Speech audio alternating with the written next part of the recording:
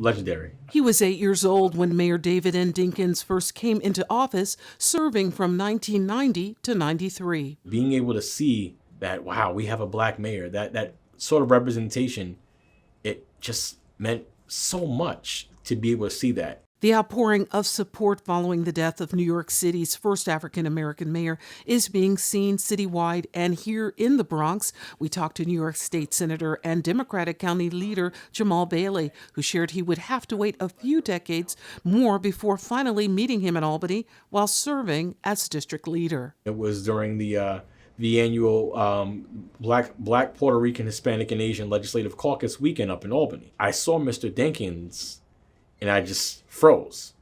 I was awestruck. I had to get a picture with the forever mayor and David Dinkins. He gives us hope. We many of us who are elected officials now, we look up to him. Many people don't know that it was right here in Fordham Hill where he was sworn in at 12:01 midnight, and he became the first African-American mayor of the city of New York. The reflections continued here on Sedgwick Avenue off Wardham Road, where Councilmember Fernando Cabrera, who was with the mayor last year on University Avenue for the renaming of a park and street after his friend, late Tuskegee Airman and former president of Bronx Community College, Dr. Roscoe Brown. It was during that time that Councilmember Cabrera had a conversation with him. I sat down with him to talk about the possibility of naming a bridge after him. Ed Koch has a bridge named after him. Why couldn't we have this iconic figure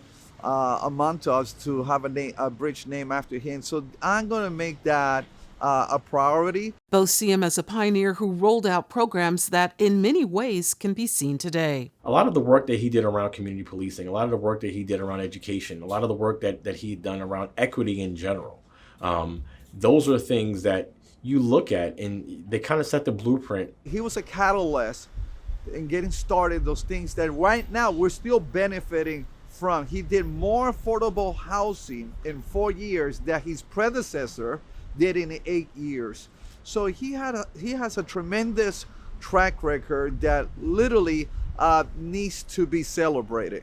Leaders citywide took to social media to express their thoughts on Mayor Dinkins, who worked to unify what had been a divided city, calling the 5 boroughs a gorgeous mosaic. On his Twitter page, Bronx Borough President Ruben Diaz Jr.